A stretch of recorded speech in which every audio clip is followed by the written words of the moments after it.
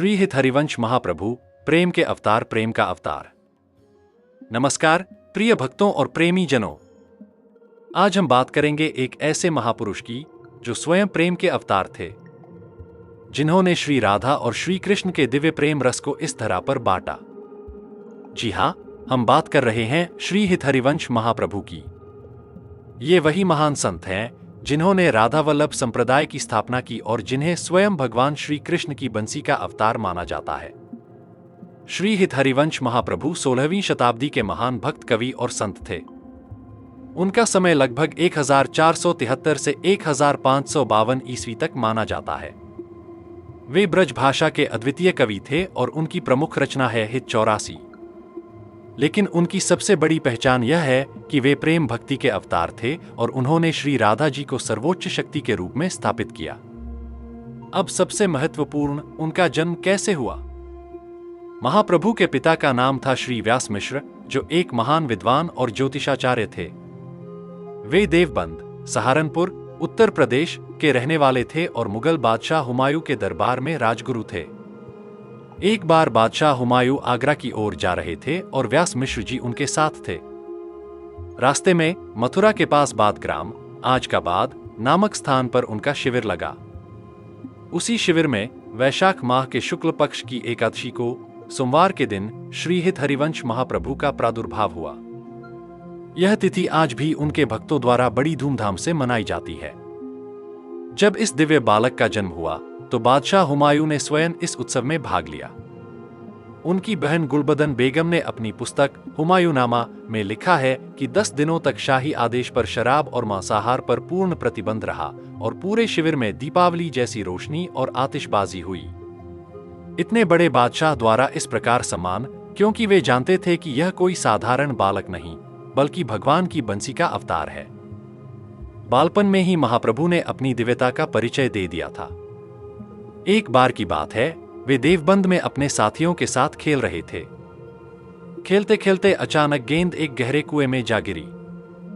सब बच्चे घबरा गए, लेकिन 7 वर्षीय हरिवंश ने क्या किया?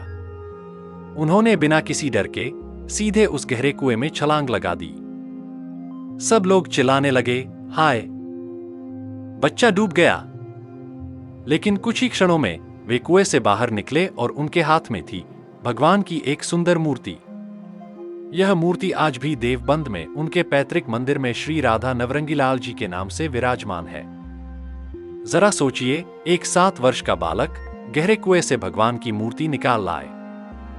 यह उनके अवतारी होने का प्रत्यक्ष प्रमाण था। बड़े होने पर जब वे 32 वर्ष के हुए तो उनके मन में वृंदावन जाने की प्रबल इच्छा हुई। वे घर छोड़कर निकल पड़े। रास्ते में चरथावल, मुजफ्फरनगर के पास नामक स्थान पर रात्रि विश्राम किया। उस रात उन्हें स्वप्न में स्वयं श्री राधा जी के दर्शन हुए।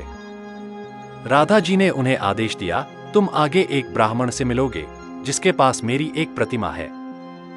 उसकी 2 पुत्रियों से विवाह करो और इस प्रतिमा को लेकर वृंदावन जाओ। उसी रात उस ब्राह्मण आत्मदेव को भी ऐसा ही स्वप्न आया।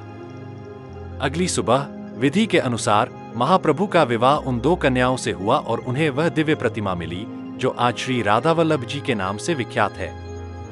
इसी प्रतिमा को लेकर वे वृंदावन पहुंचे और यमुना के तट पर ऊंची थोर, मदन टीला पर इसे स्थापित किया।